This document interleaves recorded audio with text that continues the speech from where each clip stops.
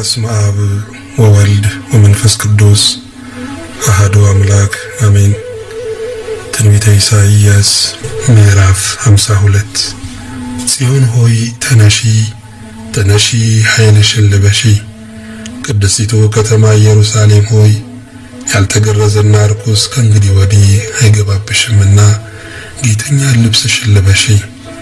ኢየሩሳሌም ሆይ ትቢያን አራግፊ፣ ተነሺ ተቀመጪ፣ ምርኮኛይቱ የጽዮን ልጅ ሆይ ያንገትሽን እስራት ፍቺ።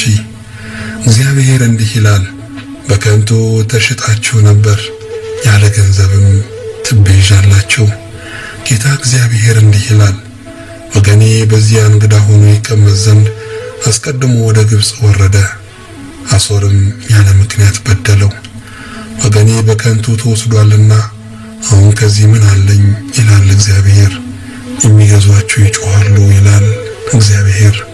ስሜም ሁል ጊዜ ቀኑን ሁሉ ይሰደባል። ስለዚህ ወገኔ ስሜን ያውቃል።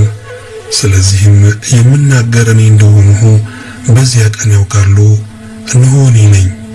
የምስራች የሚናገር ሰላምንም የሚያወራ የመልካምንም ወሬ የምስራች የሚናገር መድኃኒትንም የሚያወራ ጽዮንንም አምላክሽ ነግሷል የሚል ሰው እግሩ በተራሮች ላይ እጅግ ያማረ ነው። እነሆ ጉበኞችሽ ጮኸዋል። እግዚአብሔር ወደ ጽዮን በተመለሰ ጊዜ ዓይን በዓይን ይተያያሉና ድምፃቸውን ያነሳሉ፣ በአንድነትም ይዘምራሉ። እናንተ የኢየሩሳሌም ፍርስራሾች ሆይ እግዚአብሔር ሕዝቡን አጽናንቷልና ኢየሩሳሌምንም ታድጓልና ደስ ይበላችሁ፣ በአንድነትም ዘምሩ። እግዚአብሔር የተቀደሰውን ክንዱን በአሕዛብም ሁሉ ፊት ገልጧል። በምድር ዳርቻ የሚኖሩትም ሁሉ የአምላካችንን መድኃኒት ያያሉ። እናንተ የእግዚአብሔር ዕቃ የምትሸከሙ ሆይ እልፍ በሉ፣ እልፍ በሉ፣ ከዚያ ውጡ። ርኩሰትን ነገር አትንኩ፣ ከመካከሉ አውጡ። ንጹሐን ሆኑ፣ እግዚአብሔር ይቀድማችኋልና የእስራኤልም አምላክ ይከተላችኋልና። በችኮላ አትወጡም፣ በመኮብለልም አትሄዱም። እነሆ ባሪያዬ በማስተዋል ያደርጋል፣ ይከብራል፣ ከፍ ከፍም ይላል፣ እጅግ ታላቅም ይሆናል። ፊቱ ከሰዎች ሁሉ ይልቅ መልኩም ከሰዎች ልጆች ይልቅ ተጎሳቁሏልና ብዙ ሰዎች ስለ አንተ እንደተደነቁ እንዲሁ ብዙ አሕዛብን ያስደንቃል። ያልተነገረላቸውንም ያያሉና ያልሰሙትንም ያስተውላሉና ነገሥታት ስለ እርሱ አፋቸውን ይዘጋሉ። ምስጋና ለእግዚአብሔር ይሁን።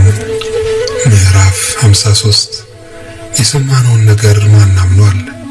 የእግዚአብሔርስ ክንድ ለማን ተገልጧል? በፊቱ እንደ ቡቃያ ከደረቅም መሬት እንደ ሥር አድርጓል። መልክና ውበት የለውም፣ ባየነውም ጊዜ እንወድደው ዘንድ ደምግባት የለውም። የተናቀ ከሰውም የተጠላ የሕማም ሰው ደዌንም የሚያውቅ ነው። ሰውም ፊቱን እንደሚሰውርበት የተናቀ ነው። እኛም አላከበርነውም። በእውነት ደዌያችንን ተቀበለ፣ ሕመማችንንም ተሸክሟል።